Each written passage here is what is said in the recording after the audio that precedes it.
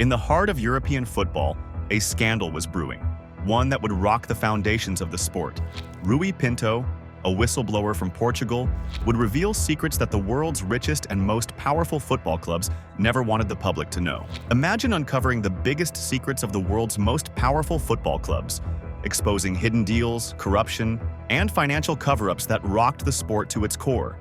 That's exactly what one man did.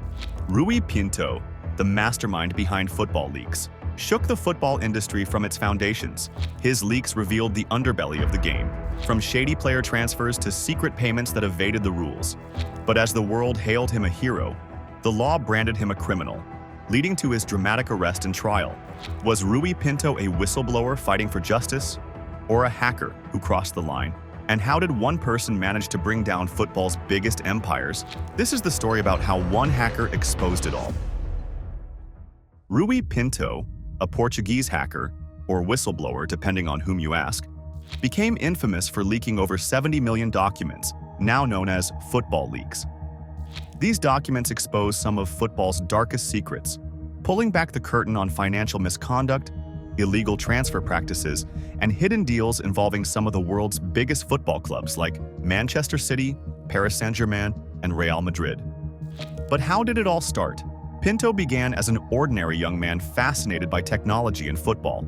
He saw the wealth and influence accumulating in football and started to question how these vast sums of money were circulating behind closed doors. Inspired by stories of other whistleblowers like Edward Snowden, Pinto decided to act, believing that the footballing world deserved transparency. At first, football leaks began as a modest platform. But as Pinto gained access to more confidential documents, the scope of his findings grew. He started unearthing more than just minor discrepancies. He stumbled upon a deep web of corruption, manipulation, and fraud involving football clubs, agents, players, and even football federations. The stage was set in 2011 when UEFA introduced the financial fair play rules to ensure clubs lived within their means, preventing reckless overspending. The idea was simple. Football clubs shouldn't spend more than they earn. This measure was intended to prevent clubs from facing financial ruin and to keep the game fair and competitive.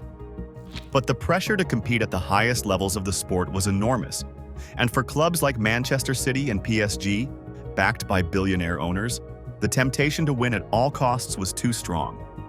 Pinto's leaks exposed how these clubs managed to circumvent FFP regulations through a complex web of offshore accounts, inflated sponsorship deals, and shell companies. Manchester City, for instance, was accused of exaggerating sponsorship revenue from companies linked to their owners to meet financial fair play requirements. PSG reportedly inflated deals with Qatari businesses, painting a picture of compliance while spending astronomical sums on superstar players. This led to massive outrage. Fans started to wonder, were titles and trophies truly earned, or were they simply bought? The leaks didn't just question the legitimacy of victories, they cast doubt on the entire structure of football's financial system. Clubs that appeared to be thriving were now seen as using creative accounting tricks to hide their true financial state. Rui Pinto's football leaks didn't stop at club level. They revealed that even football's most celebrated stars were entangled in financial misconduct. Major figures like Cristiano Ronaldo, Lionel Messi, and Neymar were implicated, with documents suggesting elaborate tax evasion schemes and hidden clauses in their contracts. For example, Cristiano Ronaldo, a global icon, was accused of evading over 14 million euros in taxes between 2011 and 2014 by hiding earnings in offshore accounts.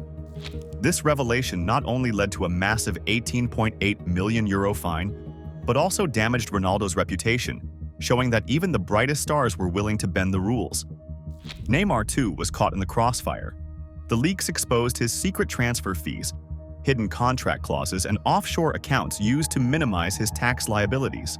These revelations were particularly damaging, given that his transfer from Barcelona to PSG was already the most expensive in history.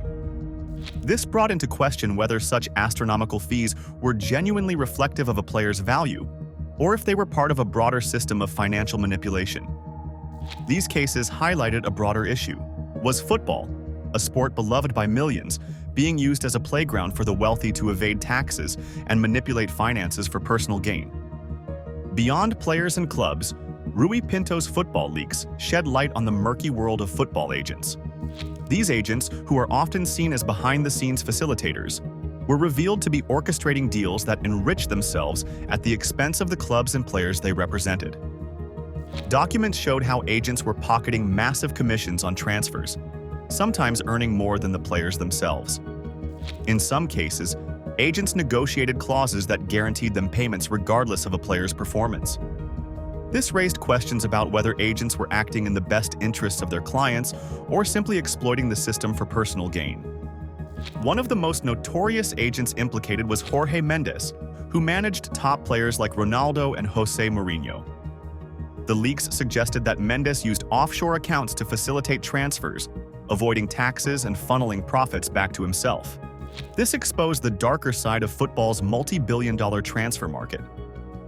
Pinto's leaks didn't just expose individuals and clubs. They laid bare the complicity of football federations and governing bodies like UEFA and FIFA. The documents revealed that these organizations tasked with upholding the integrity of the sport often turned a blind eye to financial discrepancies and allowed clubs to bend the rules. The leaks showed instances where UEFA allegedly overlooked financial fair play violations, allowing certain clubs to avoid punishment. This raised questions about whether football's governing bodies were truly impartial or if they were willing to prioritize profit over fair play. These revelations sent shockwaves through the football community and led to calls for greater transparency and accountability at the highest levels of the sport. In 2019, Rui Pinto was arrested in Hungary and extradited to Portugal, where he faced charges of hacking, attempted extortion, and breach of confidentiality. This sparked an intense debate. Was Pinto a criminal hacker who had broken the law, or was he a whistleblower who had exposed corruption for the greater good? His arrest highlighted the fine line between hacking and whistleblowing. While some hailed him as a hero for exposing the dark side of football, others condemned him for using illegal methods to obtain the information.